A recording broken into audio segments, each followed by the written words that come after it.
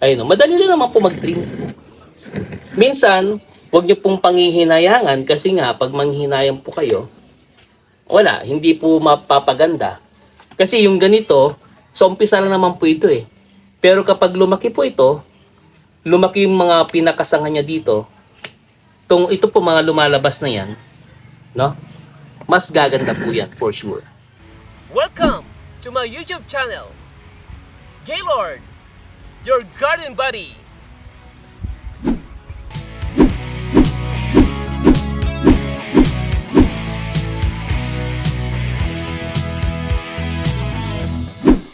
Hello mga ka-garden lovers. Samahan niyo po si Garden Buddy dito po sa aking maliit na garden. Ayan. Honestly, itong garden ko po, inaayos ko po ulit. Nagko-consider na lang ako ng halaman katulad nito, para siyang cabbage, no? Then, meron lang siguro mga ilan po doon sa likod. Pakita ko sa inyo. Ayun yung yoka na bonsai.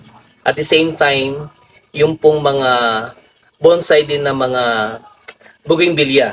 Okay? This time, meron po ako dito addendum na sinasabi. Yung isang klase kasi pag malaki, ang sabi nila ay kalachuchi. Nabili ko po ito sa Bulacan. That time na meron po akong project, no? Parang a sort of remembrance na lang din. Kasi every time na may project po ako, namimili po ako. Honestly, nabili ko po ito, nakasama na itong pinakapaso. And you know what? How much it is? Ano lang po ito, nabili ko lang po ito ng 1,000 pesos. So, mura na po yun. Kasi, yung ganito pong klase kasi ng addendum, seedling po kasi ito, no? So, pag sinabing seedling, mapapansin ninyo na malaki yung kanyang pinaka-puno. Oh, look at this. Malaki, di po ba? From buto, mas maganda po kasi, tapos mas malaki yung puno. And, siguro kung ako tatanungin nyo, kasi maliit lang po kasi niyan, yung ganyang kataas, tapos siguro ang puno, parang ganito lang po yun. Ang cost na po nun, nasa 250 to 500. It so happen na yung binibilhan ko nito, binibilhan ko madalas ng kawa. And nung tinanong ko lang, kasi si Lancetrix, yung pong aking anak, may alam din po kasi sa halaman na alam niya na kapag ganito may kamahalan. Ang nangyari, tinanong lang namin, sabi niya, Daddy, tanong mo ako magkano yung yun na yung kalachuchi. Nung binanggit na 1,000, so sa akin, yun po ay mura na talaga. Kaya kinuha ko na kaagad. Nang walang, hindi na nagdalawang isip pa. Okay. So ngayon, ang ipapakita ko sa inyo, yung pag-trim nito. Itong pinakakawa, pagdating ng pag ni-revise ko na po ito, naayos na itong aking munting garden, pipinturahan ko po lahat yan para lahat ay magandang tignan. Okay? So dito, ang gagawin lang po natin yung pag-trim. Ayaw ko po kasi nung masyadong mataas. Ayan. Wild na po kasi, no? Wild na po kasi. Ang gagawin po natin, no? Isang ikot lang, papaikot lang po natin para makita po niyo yung ganda po nung kanyang puno. Ayan. Ayan, no? Ang ganda, di po ba?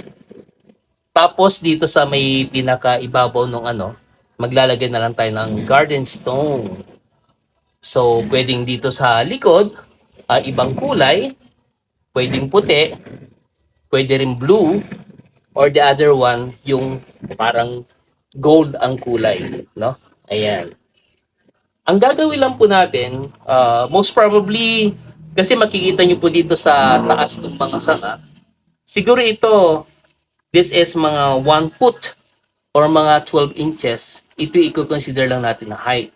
Huwag nyo pong panghihinayangan na putulin ito pag trinim natin kasi nga, mas maganda kapag mas mababa, lalabas pong bonsai. So, tignan nyo po puputulin na po natin. You can use yung lagaring bakal, mas maganda. Kung wala, kung kaya naman ito kasi this is cutter, no? Prone in scissors. The term is scissors, Kasi pag scissor, yung isa lang. Or a pair of scissors. Pag dalawa, that is scissors, no? Prone in scissors. Titingnan niyo po ninyo yung pinaka, ang tawag dito, what's this? Yung sasangan lalabas, sa taas lang nun, tatanggalan.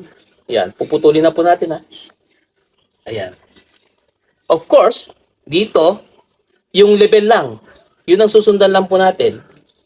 Then parang mag-iiwan ka lang dito nung pinakasanga na gaganon. Para pag lumaki, makikita ninyo na doon lang sa part na yun, dito siya.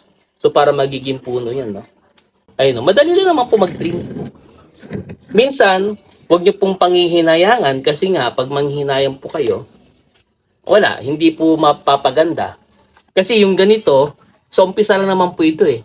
Pero kapag lumaki po ito, lumaki yung mga pinakasanga niya dito, ito po mga lumalabas na yan, no? Mas gaganda po yan, for sure. Ayan. Dito tayo sa kabila para makita naman dito sa kabila. Kunti natin. Then ito pong mga cuttings natin, pwede rin naman nating itanim yan. Kaya lang kasi, ang difference lang po kasi talaga nun, ito pong pinakasangan nito, hindi po ito lumalaki. Nakatulad ng ganito. Kasi ito po ay seedling. Okay? Galing sa buto. Unlike na ganito, cuttings lang po kasi ito. Yung po yung difference po nun. No? Itong isa, pinag-iisipan ko kung i-consider ko ito nasa taas or baka nandito sa baba. Baka dito na lang sa baba, no? Para kahit papaano, yan. Sagad na natin. Ayan.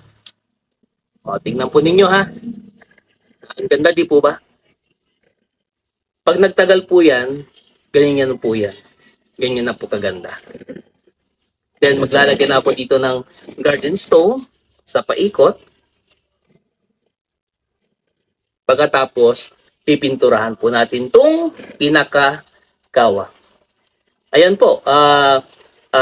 Sa susunod, magpapakita rin ako nung way ng paggawa ng, ang tag dito, yung maliit lang na sa kawa, yung pag-arrange dun sa maliit na kawa lang.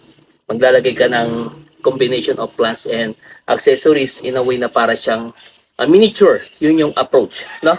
Kaya lagi po kayo magsubaybay. Subscribe na po kayo sa aking YouTube channel, and that is Gaylord, your garden buddy. Bye-bye.